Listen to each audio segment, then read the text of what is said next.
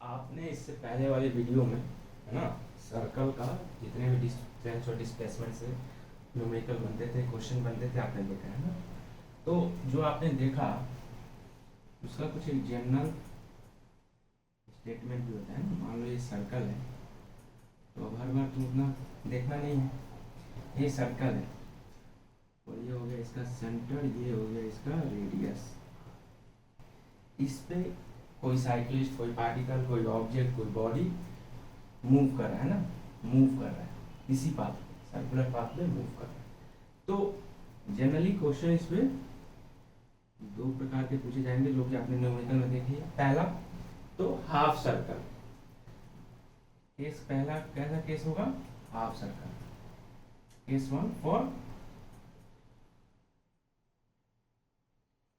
Half circle.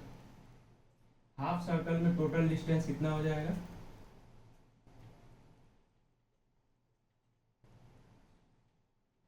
Half circle में total distance कितना हो जाएगा, ये रहा ए और यहाँ से आकर ये अपोजिट में half circle A to B, मतलब यहाँ आके खत्म कर दे। तो टोटल डिस्टेंस इसका हो जाएगा हमेशा, अगर पूरा के लिए होता है 2 पाई आर, है ना। अगर पूरा चलेगा तो कितना चल जाएगा 2 पाई आर, तो आधा चलेगा तो कितना होगा डिवाइड बाई 2, यानी कि पाई आर यूनिट, है ना। यूनिट मीटर भी हो सकता है, सेंटीमीटर भी हो सकता है, किलोमीटर भी हो सकता है। ये रहा एक जनरल इक्वेशन, समझ लो इक्वेशन। हाँ, अगर हाफ सर्कल चलेगा तो टोटल डिस्टेंस ऑलवेज भी pi R, where R is always भी चेंज होते जाएगा ना। हो सकता है R1 किलोमीटर हो, 2 किलोमीटर हो, 100 सेंटीमीटर हो, 500 मीटर हो, है ना, कुछ भी हो सकता है। तो उसके हिसाब से डायरेक्ट पाई आर यूनिट उतना टोटल डिस्टेंस चलेगा। टोटल डिस्प्लेसमेंट कितना हो जाएगा, या डिस्प्लेसमेंट कितना हो जाएगा, डिस्प्लेसमेंट कितना हो जाएगा इसमें। डिस्प्लेसमेंट का जनरल क्वेश्चन क्या हो जाएगा, यहां से इनिशियल ये रहा, फाइनल बी। तो इनिशियल से फाइनल पे एक सीधी रेखा, और ये सीधी रेखा एक लाइन सेगमेंट है जो कि सेंटर से होके पास कर रहा है। एक और जो सेंटर से होके पास करता हो उसे हम क्या कहते हैं, डायमीटर कहते हैं, डायमीटर ऑफ द सर्कल। तो डिस्प्लेसमेंट ऑलवेज भी, जब भी कोई बॉडी हाफ सर्कल को कवर करता है तो उसका डिस्प्लेसमेंट कितना होता है, डायमीटर होता है ना, डायमीटर, और वो कितना होता है 2r के बराबर। ठीक, ये हो गया net displacement for half circle. Okay, case 2 क्या बनेगा इसमें, केस 2 क्या बनता है, केस 2 बनेगा इसका जब कोई फुल सर्कल, है ना, फुल सर्कल पे, फुल सर्कल को एक बार रोटेट कर जाए, पूरा चक्कर एक काट ले सर्कल, है ना, एक बार काट ले, 2 बार काट ले, 3 बार काट ले, या 4 बार काट ले, तो टोटल डिस्टेंस इसके लिए कितना हो जाता है, टोटल डिस्टेंस कितना होगा बताओ, टोटल डिस्टेंस हो जाता है 2 पाई। ठीक, अगर ये एक चक्कर काटा है ना, एक रिवोल्यूशन, 2 रिवोल्यूशन। अगर नंबर ऑफ टाइम्स दे रखा हो क्वेश्चन में कि number of times of revolution, तो हम यहाँ क्या लगा देते हैं, हम लगा देंगे यहाँ n into 2 pi R, n into 2 pi R, where n is a numbers of times of revolution, कितना बार वो चक्कर लगाता है, वही क्या है यहाँ n है। ठीक, अब देखते हैं डिस्प्लेसमेंट। अगर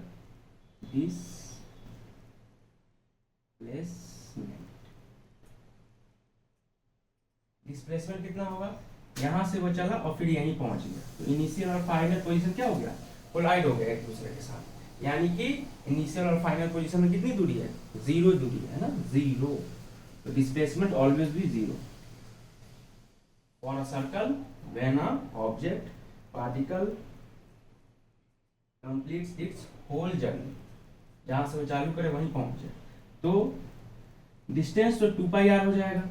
ओके, अगर नंबर ऑफ टाइम्स रोटेट कर रहा है तो n into 2 pi R, where n is a number of times, 1 बार, 2 बार, 3 बार, 4 बार, 5 बार। और डिस्प्लेसमेंट कितना होगा, ऑलवेज भी 0, यहाँ से चालू किया फिर यहीं पहुंच गए, यहाँ से चालू किया फिर यहीं पहुंच गए, तो डिस्प्लेसमेंट कितना हो जाएगा, ऑलवेज विद जीरो।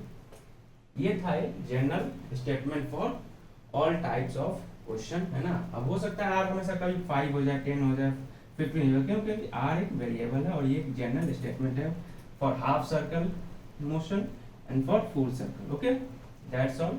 चलो इसको नोट कर लो, है ना, इजी रहेगा। और अब चलते हैं सेकंड टाइप पे, है ना। सेकंड टाइप हमारा क्या है, ट्रायंगल, है ना। ट्रायंगुलर शेप पे अगर कोई बॉडी या पार्टिकल या ऑब्जेक्ट मूव कर रहा है तो उसका टोटल डिस्टेंस कितना होगा और टोटल डिस्प्लेसमेंट कितना होगा, उसको समझ के इसी का एक एडवांस वर्जन का क्वेश्चन देखेंगे और फिर अपना जो टॉपिक है डिस्टेंस एंड डिस्प्लेसमेंट उसको कंक्लूड करेंगे। अच्छा, एक चीज आपको देखने को मिल रहा होगा, डिस्टेंस कहीं भी यहीं जीरो नहीं हो रहा है, डिस्टेंस कहीं भी जीरो नहीं हो रहा है, लेकिन डिस्प्लेसमेंट आपको देखने को मिल जा रहा होगा कि हाँ भैया डिस्प्लेसमेंट जीरो भी हो जा रहा है। ठीक, इसको कंक्लूड करेंगे, लेकिन एक नोटिस वाली बात मैंने आपको बताया कि नोटिस करने वाला बात है ना। तो सोचो इसके बारे में, एक पॉइंट मिल गया होगा आपको।